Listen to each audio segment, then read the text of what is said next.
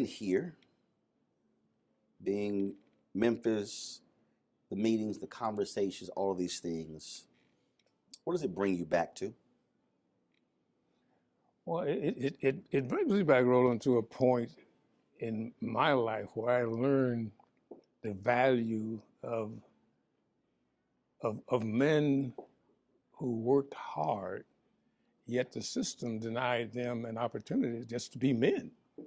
And I look at the photographs on the wall and think back as to what these men risked just to be treated with respect and dignity. And for me, it made the argument that I was one of the lucky ones.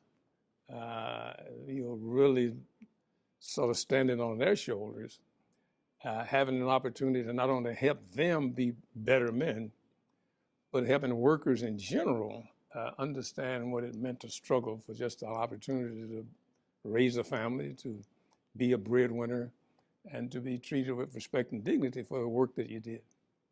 And that's an incredibly humbling experience. But it also provided me with an opportunity to be able to talk this message and take this message and this movement to other people in other places. Where were you in '68? Were you based here? Were you working elsewhere? How did you come to play a role in the sanitation workers strike and what was happening in Memphis? I was assigned here from Detroit, Michigan, the day of the strike. I arrived here the night of the 11th and was on the line with the men as they decided not to go to work the morning of the 12th. So from day one, I was here. The strike lasted 67 days. I had the highest parking bill for short-term parking in the history of the organization. I parked at the Detroit airport short-term because it looked like it was only be 2 or 3 days. I came back 67 days with a $500 short-term parking bill. So, this was for not just black workers, but the lowest paid of black workers, an incredible struggle that they decided to take. It was not something that the union decided for them. They had simply spent enough time working with a lack of respect that they felt themselves they were entitled to, and they decided what they were going to do. And in contrast to a lot of the glory statements, what they said was, we want two things.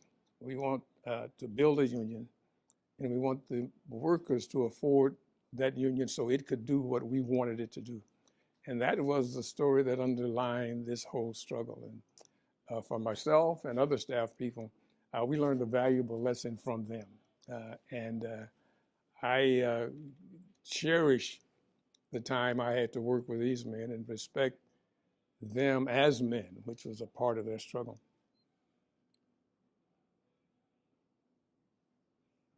What was it about them that was different than other folks you work with who were trying to fight for their labor rights? Was it something different about them? There was something fundamentally different about them. There's that piece in the Bible that talks about the poor being with you always. But nobody ever said they're going to be the same group. These were men who recognized that they had a job to do. They was proud to do it. They had families to raise. They were committed to raising their families with all of the difficulties that they experienced. They simply wanted to be treated as men and respected for what they did. There's an incredible religious community. Men committed to showing up every morning, working very hard, irritated by the fact that they couldn't get a simple problem solved. We weren't talking about 50 cents more an hour or $5 more. We were just simply talking about the issues that generated disrespect in them as they worked. And they felt that the organization they were trying to form would really give them help in addressing some of these issues. I mean, they didn't think it guaranteed victory, but they thought that it gave them a voice in those decisions that affected their work life. And ultimately, I guess, their social life also. Where did the I am a man come from? Well, we were about 3 to 4 weeks into the strike. This was not an economic strike. This was a a strike about respect and about being treated with dignity. And it Because was, when I talked to someone, they said they couldn't take bathroom breaks. They couldn't take. It was several things they talked about. They had nothing. That wasn't about money. you know, they couldn't wash up. At the end of the day, they had to go home just like they had worked all day. There was no such thing as lunch breaks. I mean, you had to. It was just a bad situation. We reflected, and not only poor management, but poor acceptance of the responsibility of management. And these men were paying the price for those who supervised them lacking either in commitment or sensitivity.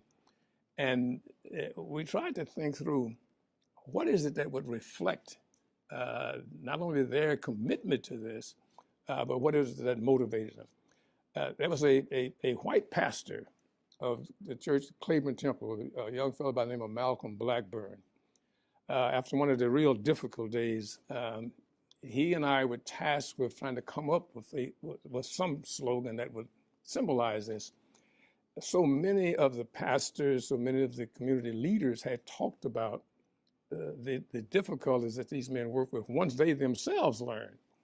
And so we took some of their speeches, some of their slogans, some of their comments, and we just put a whole lot of words on the table to try and see what we could come up with that would be simple and short. So after maybe 2 hours worth of working with it, we came up with the slogan, "I am a man." And it sort of reflected what we thought their commitment to this struggle was. They simply wanted to be treated as men. And, you know, across the South, you could go from boy to uncle to grandpa without ever landing on the position of man. And so when we put that on a sign, we had a march scheduled for the next day. We came up with that sign the night. The sign was printed in the print shop of the AME church. So when men saw them the next morning, folks were running, "I want a sign like that. I want that kind of sign to put around my neck when we march." So why the underline of "am"? Well, speaking personally, I am. And if you think for a moment, these are the lowest of the low paid. These are garbage men. I made friends with a fellow by the name of Ed Gillis. He had worked for the city for 20 years. He earned $7.80 a day. And he wasn't complaining about it. I mean, he was much more committed to getting a resolution to a today problem. He'd worry about the rest of it later on.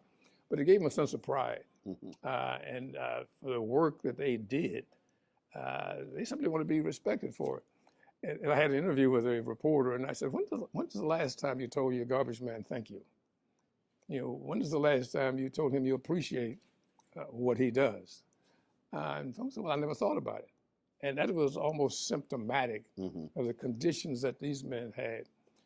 And that was across the city. It wasn't uniquely to the white community or the black community. They didn't get respect from anybody because nobody understood what they did. Most of us, we put the garbage out back and we figure it just disappears. And the fact that they wanted to be respected for what they did and to be treated as a man. And that became a piece of glue that you couldn't change to this day. You said that these men, if y'all asked them to run through a wall, they would say, "Okay, let's go." I mean, they were so committed to forming their union because they had developed among them the belief, not that the union was going to win everything for them, but at least they would have a voice. They didn't have Yale degrees or Harvard stuff. They were just plain workers. Most of them out of the South, most of them old before their time. I mean, this kind of work makes you old before your time.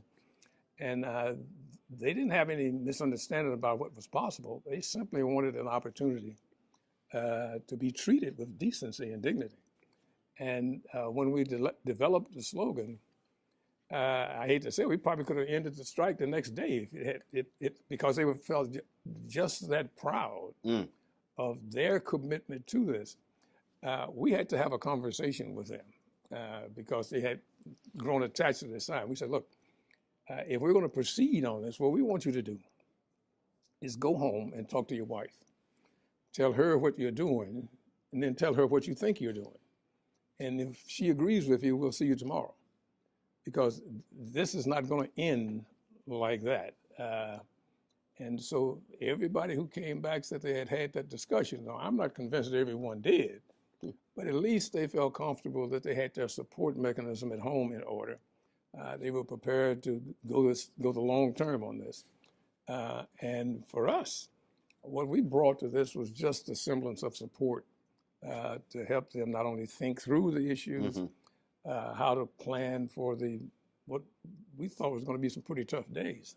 And everywhere we see the signs, "I am a man," for the two of us, it's certainly for me, it's almost humbling that men who were so desirous of believing in themselves was prepared to take those kinds of risks. Does it bother you that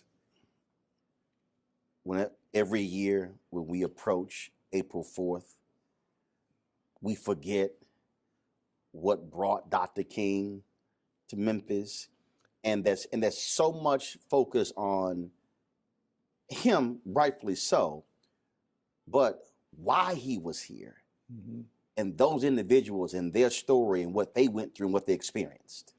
Well, it doesn't bother me. It makes me, I think, try to understand a bit more. Dr. King may have been a great civil rights fighter and certainly a great preacher, but he was also a very strong trade unionist. He believed in the ability of folks to sit down across the table from whoever made decisions on their work life and be a participant in that discussion. And if you recall, Dr. King was really trying to put a face on poverty. And here you had the perfect example of the working poor, people who worked every day, yet had no way of raising themselves beyond their situation or beyond their circumstance. And it was a movement that he had long said was necessary, that labor and religion and the civil rights movement was two of the three of the most dynamic forces in our society. And here you had men who as I said, they didn't graduate from Harvard, they graduated from the streets of hard times, but they recognized that their life could be improved if they had an opportunity to have an instrument to work for them and to speak for them. The mayor here says, well, when the strike got underway, I believe in the men, they can come and see me anytime. Well, you visualize a sanitation worker walking into the mayor's office to have a conversation about him, about his conditions of employment. It's silly. So they knew that unless they organized something that had the financial underpinning to speak for them, they were destined for a hard time. But they said, this is the time that we're going to do it. And I never regretted it. I can't help but wonder sometimes whether at least decisions that I helped them make or recommendations that I made to them could have been different. But Dr. King was committed to this work long before he came to Memphis. And the irony being that Memphis and the strike was in progress when Dr. King discovered what was taking place here. He was in Marks, Mississippi, I think, doing a rally on behalf of working poor there, and discovered Memphis. And his identification with it was important to the rest of the movement. But the two forces that he knew were strong came together in Memphis. I'm gonna come back to him coming here, your conversations, your experiences, and certainly his assassination. But what was it? Why have you committed your life to the unions and to trade unionists and to the working man and woman? Well, in simple terms, Roland, I come to the conclusion there are two kinds of folks in our society. There's the powerful and there's the powerless. And you can generally tell which group you're in. When you analyze it, powerful people have things done for them. Powerless people have things done to them. And what's the difference? The difference is they're not the institutions, the mechanisms, the leverage in our community and among our workers to signal to the power brokers that these are people who need respect and looking out for. Across the South, the burden of the power structure keeping these institutions out of the hands of people who need them.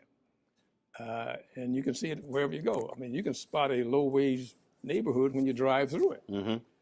And the reason it's low wage is because they have no way of gaining better wages, better benefits, social power, political power.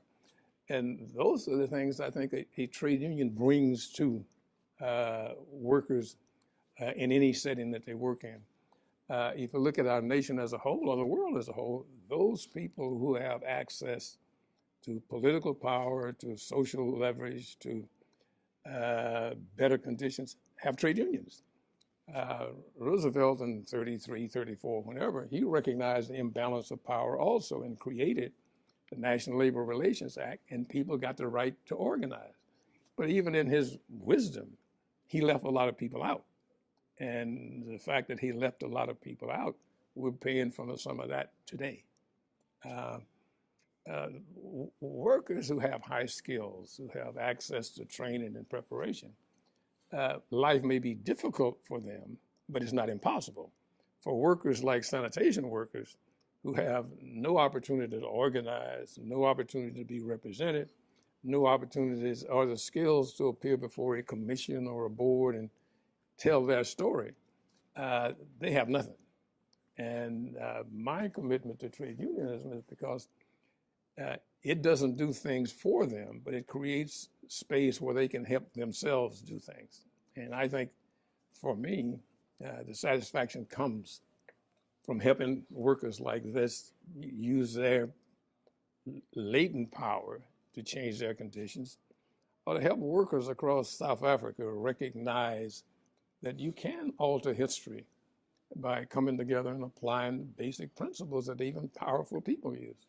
That is, you can use your strength to alter your conditions. Prior to him coming to Memphis, had you known Dr. King, talked to him, met with him? Had met with him once, had talked with him once, and we were discussing the same thing we're discussing now. How do we change the condition of the working poor? You've got millions of people who work in hospitals. They get sick, they can't even get into bed that they make up. We had talked once about a program in Chicago where hundreds of thousands of hospital workers, primarily black and brown, worked in the hospitals, yet they had no way to alter their situation. And when I say alter their situation, if you're earning average $1.35 an hour, I mean, you're not going to have a great life. You may survive. So what our discussion was is how do you merge, the civil rights movement and the trade union movement, and interject the religious community and talk about their moral responsibility to help these people, move towards a better life. And in Chicago, Dr. King ultimately created an organization called HELP, Hospital Employees Labor Project. And it helped them change their circumstance. And we weren't reinventing the wheel. We were doing what workers years and years ago did, whether it's mine workers or machinists or what have you did, to alter that situation. Now, we were also not misled that the trade union movement is no utopia. It has its shortcomings like everything else, but if it gave us an opportunity to get engaged, to get involved, to move up through the ranks of organized labor to the positions of power, that you could think through how to and where to bring organizational strength to organized workers. That was it, simple. And I became wedded to that idea. So I talked to Reverend Jim Lawson, and he said that the group decided we need to reach out to Dr. King and bring him in. He said he was tasked with making that call. Right. What was the reaction of these regular, ordinary men once y'all told him he's coming? You couldn't believe it. I mean, there was such a not only love for, respect for, but appreciation of the fact that Dr. King would identify with their struggle. And whether or not he talked about their specific situation, but just his moral authority and moral leadership would deliver a message to those who they believed held the power over their lives. And that went beyond just Memphis. Dr. King brought press no matter where he went, brought media, and the belief that if you can get the story of their strikers outside of Memphis, then perhaps other people would become sensitive to what they did.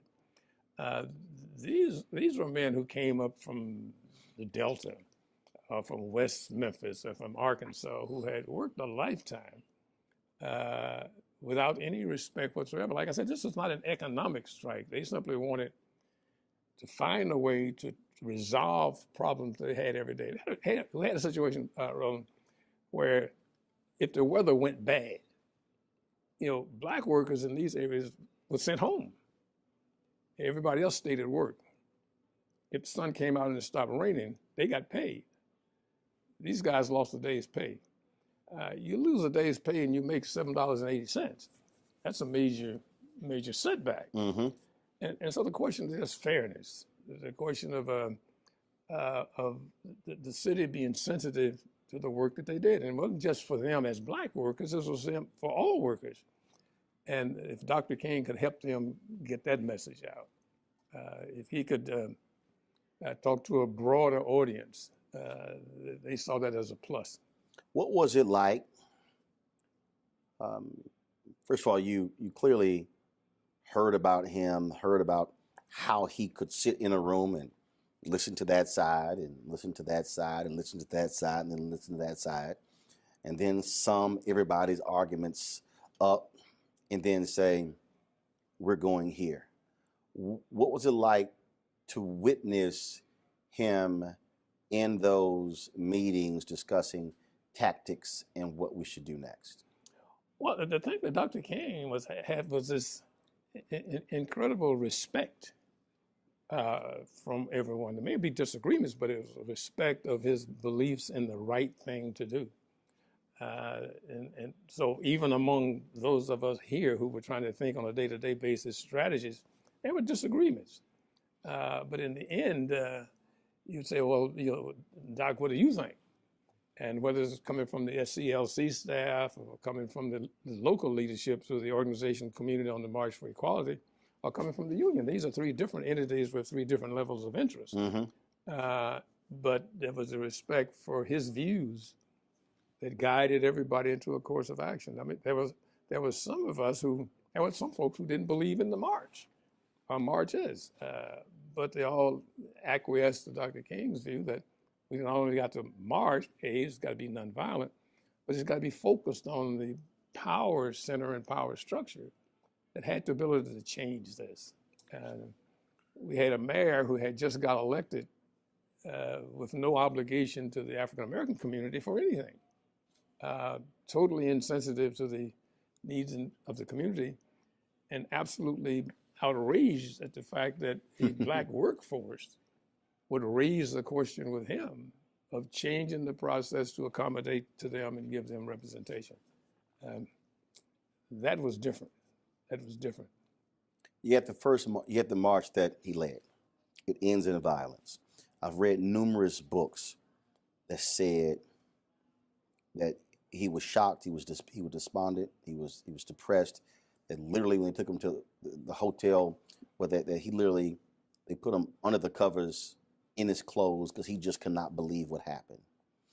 And I talked to Janella Clayton and others, and they talked about just this tremendous strain and stress that was on him and his body in that last year. Did you see it? Did you feel it? Yeah, I was in the meeting when he came from the march to the Rivermont Hotel, as I recall, and he was physically, shocked by what he had. But we didn't understand at that time what were the forces beyond our control. And there are the folks who would argue, well, there was a young people who disliked his style.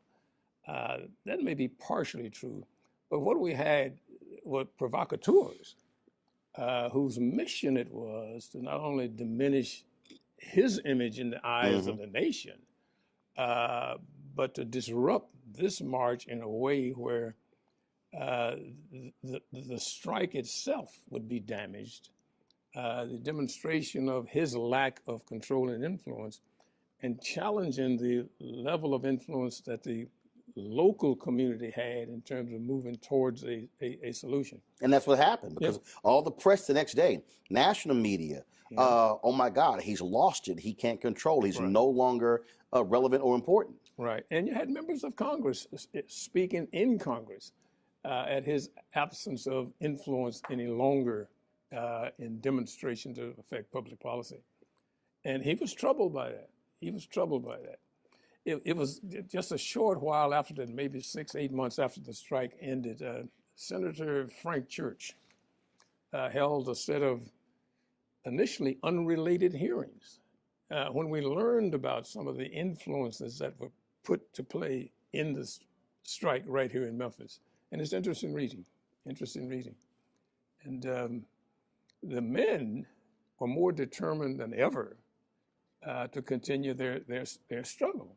I believe that was on about the 28th of March. And what went unnoticed, young fellow, 16-year-old, killed by the Memphis police, unrelated to the strike, but included with the strike issues. These were really very difficult times. And the men began to understand that their struggle was a part of a much larger struggle. I've heard the 43-minute and 16-second speech he gave April 3rd, Mason Temple. If I'm correct, he shouted you out in that speech. You were there. Yes. From your perspective, describe that night, that experience. It is, that was probably one of the worst nights. Weather-wise, emotions were high. Dr. King was tired, a little bit beaten up. And he really did not want to speak that night. Ralph Abernathy was the so-called principal speaker. And Ralph gave a tremendous presentation, but people wanted to hear Dr. King. And they charged somebody with going and getting Dr. King. I think he was trying to rest, but he got up and came over. And he gave what has come to be known as the mountaintop speech. And you know, you could tell, at least you could assess that he was tired. But he saw the crowd that night. He saw the recognized need for him to say something to these people. He must have had 18,000, 20,000 people. The church was at Mason Temple. And he summoned up all of his preaching skills and his analytical skills to talk about the conditions that were in front of us. And, you know, I mean, it was just an unbelievable night. And I personally, we will not forget it. It was one of the high points of listening to social and political rhetoric. It was just a tremendous presentation. And people went out of the church ready to march, you know, on April 5th. You know, I mean, and I think they probably would have marched through brick walls and anything else, but it was a motivating speech preparing them for the march that was going to take place. Were you surprised at how focused he was on economics in that speech? Because he talked about boycotts. He talked about redistributing the pain. He talked about how SCLC put money in a black bank. He talked about, I mean, again, what frustrates me is most people have heard the last 3 minutes of that speech.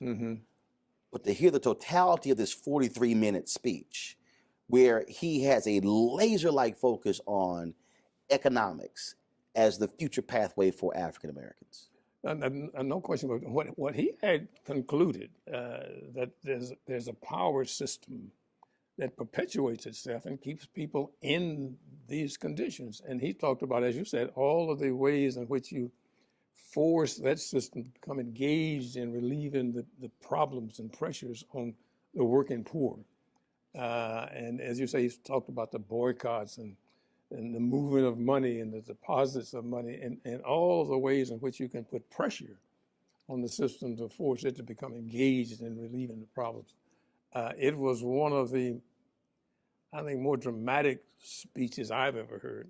It also had a sense of, well, at least Dr. King gave the impression that he was weary. He talked about his almost, death in New York from this lady who stabbed him. He talked about a lot of those kinds of things.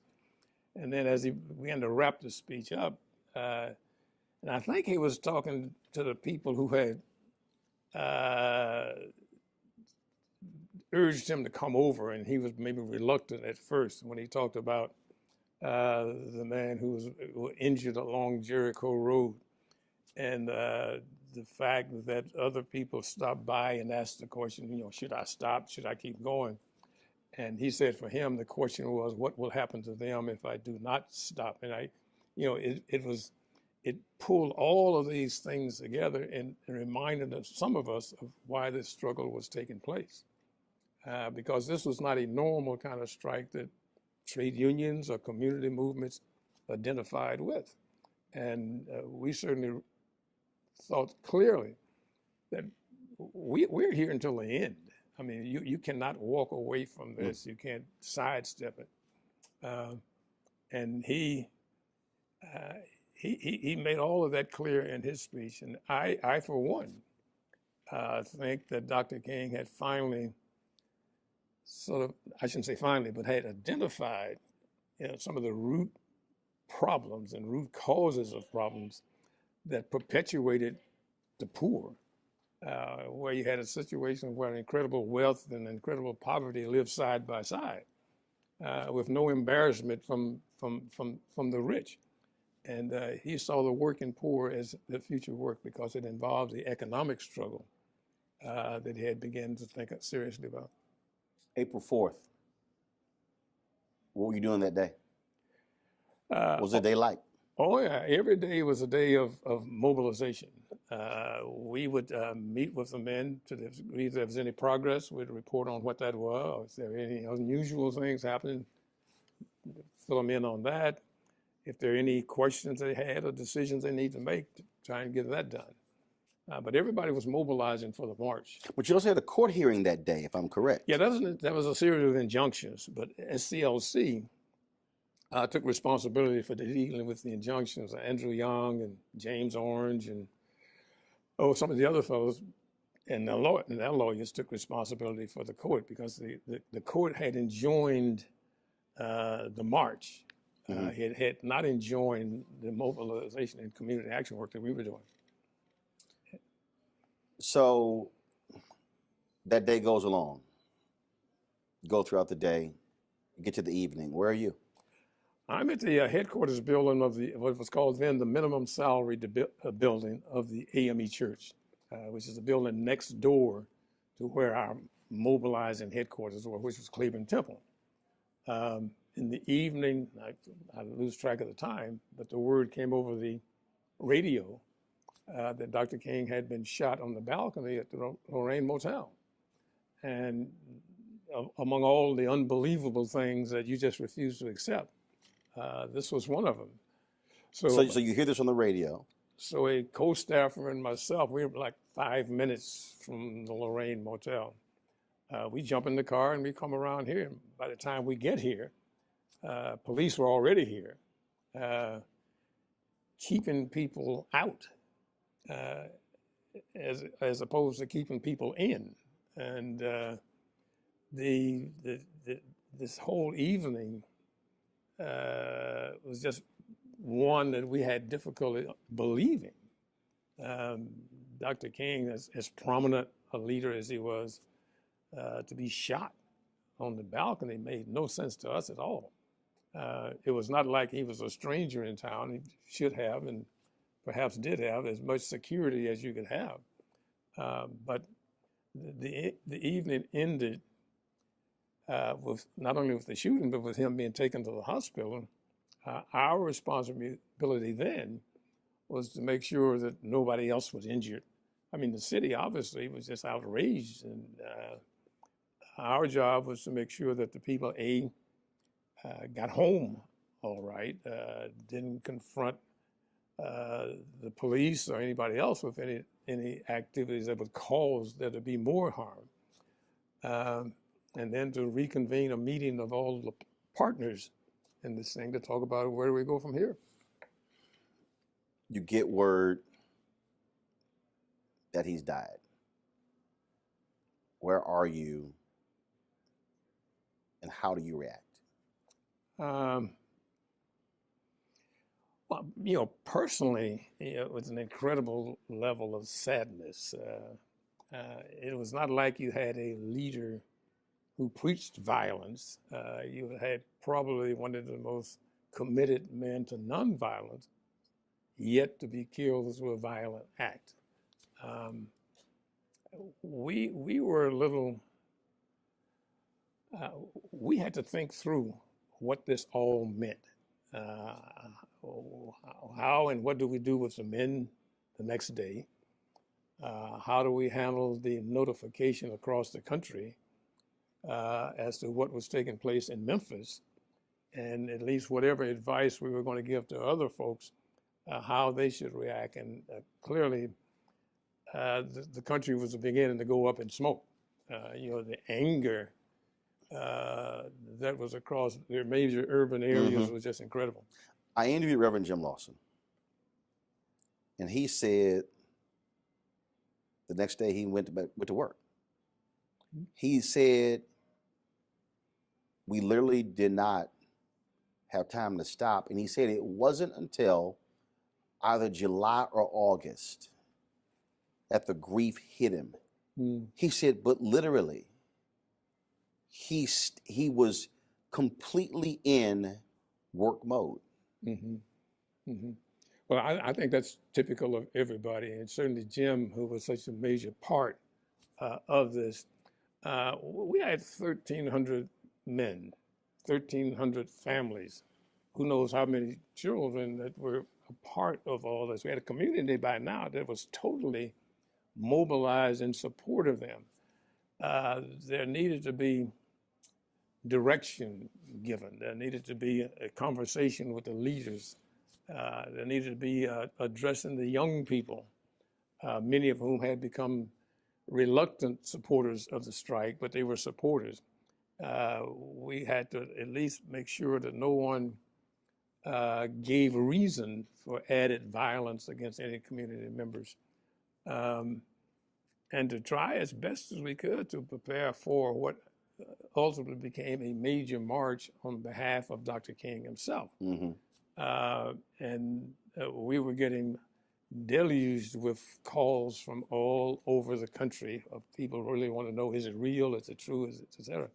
I distinctly remember a call from Byatt Rustin, who was on a radio show in Westchester County someplace, where people were equally upset. And I think Byatt mentioned on the radio, if you want to do something to help people in Memphis, send $1. And the outpouring of concern and support, in a day or so, we felt down here where there was duffel bags, army duffel bags filled with dollar bills that people were so impacted by this.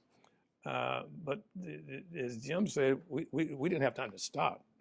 We almost went from his death mode to mobilizing for this major march that we got committed to. And I believe we had 40 or 45,000 people show up for that march. We had to deal with what was going to take place in Atlanta. And to their credit, the men, while they regretted and was suddenly upset by Dr. King's assassination, they remained committed to their goal. And they organized themselves. They made their own decisions about how they would respond on a city basis. I can remember we were a little concerned about whether or not we wanted to take the marches back downtown. A minister here in town whose name may be lost in all the history, Reverend Henry Starks, who took just personal responsibility for organizing and mobilizing the march to dramatize to the business community and certainly to the city leadership that these men were committed to this. And I think we wanted to take a day off, but the men asked us, aren't we going back downtown? Aren't we going to march today? And for those of us who were staff, we had to really not only pick ourselves up, but to try and understand that, this was a tragedy that happened in the course of a major movement, and understand that Dr. King was certainly aware of the risk, but he was also committed to the movement. Just a couple more questions. We were out there today, the wreath laying ceremony, and you heard these men say that here they are 50 years later, still fighting for rights and respect. So many people, I think, go, well, March was successful, they got what they wanted, but the fact that they still have not been made whole. Right. That has to be angering to you. It is. Especially in a city that for the longest was black run. Black mayor, black city council.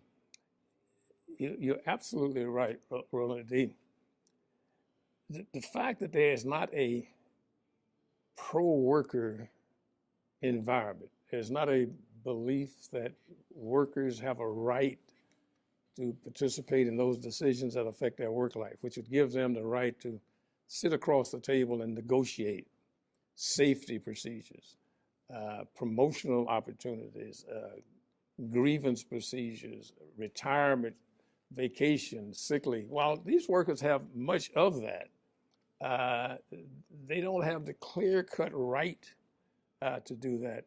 And even if they achieve it, one stroke of the pen can take it away or threaten its existence.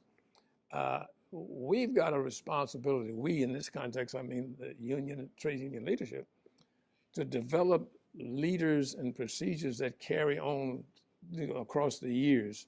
Generations. What these men did, and I really appreciate the action that President Obama took.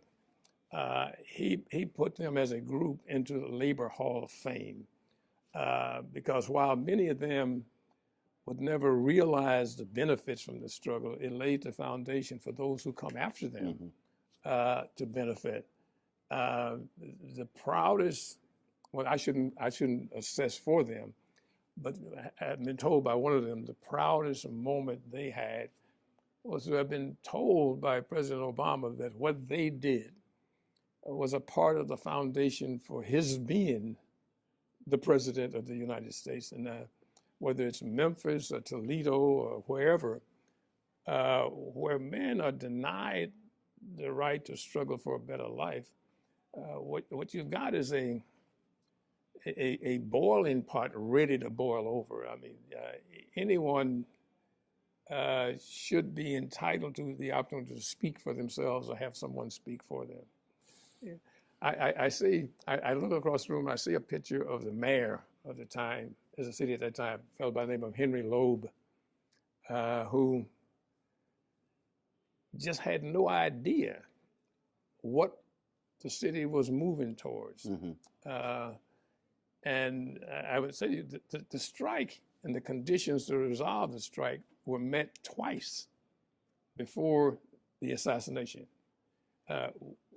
based on what the men were asking for and what the city, through the city attorney, was prepared to accept were met a half hour after we met in the mayor's office.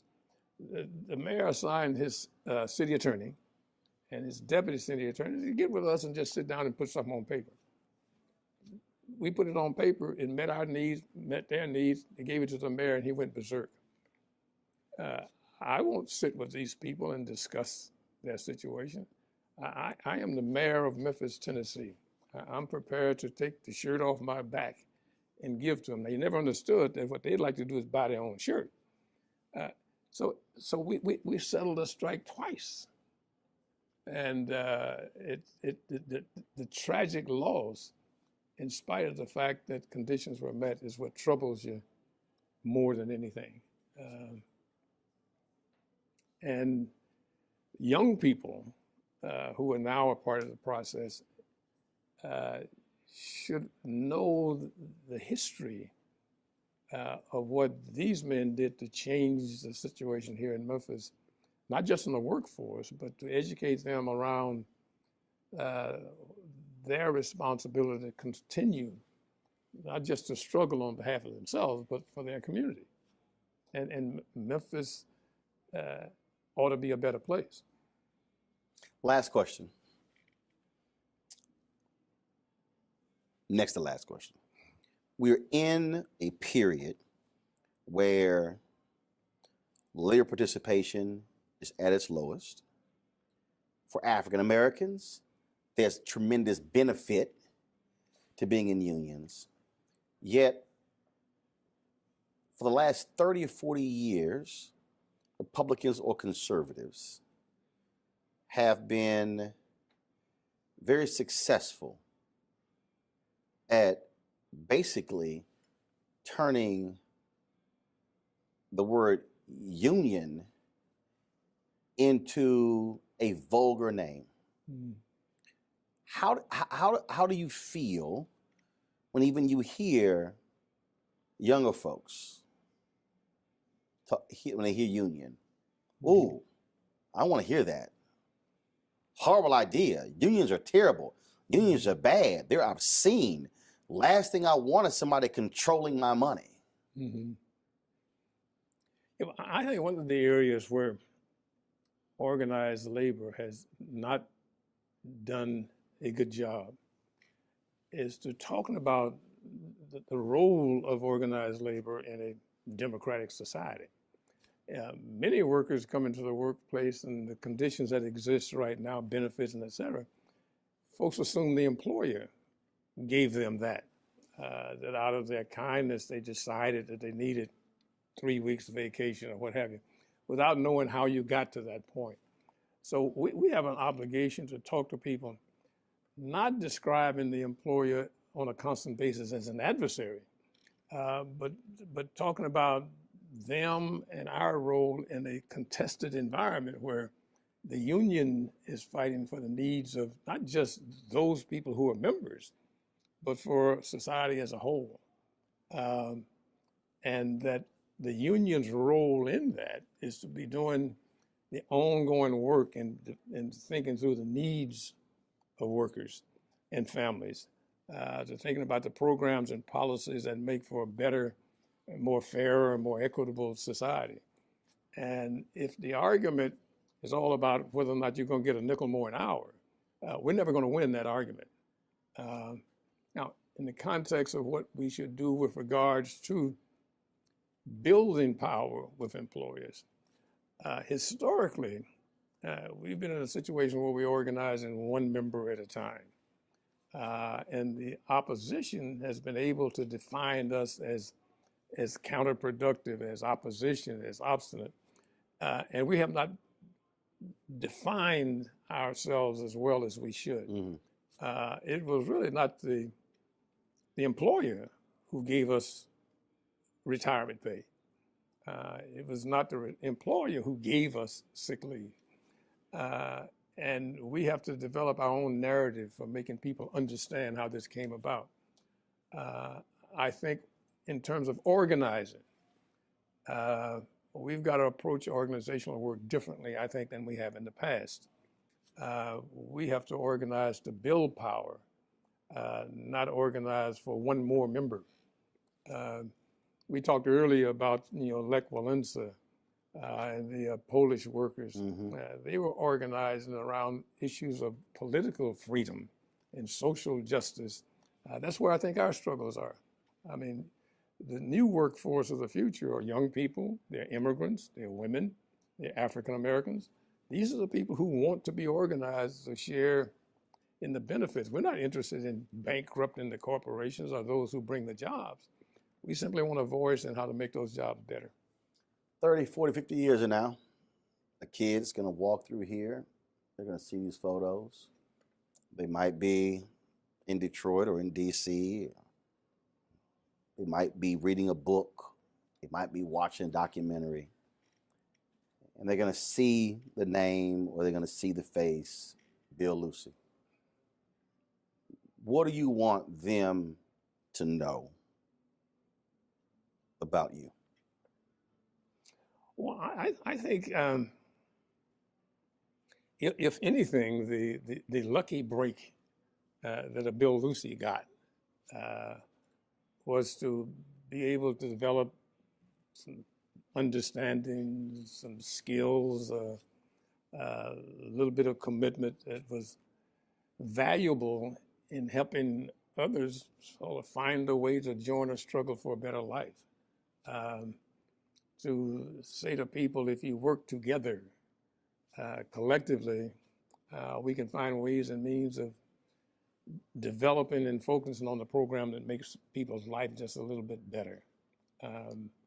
I think you're going to always have the inequities in wealth and income. The question is, can we bring enough folks together who have the kind of influence socially and politically to develop the programs that just make life a little bit better? There's an old saying by an old trade union is, what is it that labor wants? You know, a little bit of leisure, a little bit of recreation, some health care, a little bit of education, something to make us better people in the society we got to live in. And if they come to that conclusion, I'll consider my contribution to have been meaningful. When you talk about blackness and what happens in black culture, we're about covering these things that matter to us, speaking to our issues and concerns. This is a genuine people-powered movement. There's a lot of stuff that we're not getting. You get it, and you spread the word. We wish to plead our own cause. Too long have others spoken for us. We cannot tell our own story if we can't pay for it. This is about covering us. Invest in black-owned media. Your dollars matter. We don't have to keep asking them to cover our stuff. So please support us in what we do, folks. We want to hit 2,000 people, $50 this month, raise $100,000. We're behind $100,000, so we want to hit that. Y'all money makes this possible. Check some money orders. Go to P.O. Box 57196, Washington, D.C. 20037-0196. The Cash App is $RM Unfiltered. PayPal is R Martin Unfiltered. Venmo is RM Unfiltered. Zelle is Roland@RolandSMartin.com.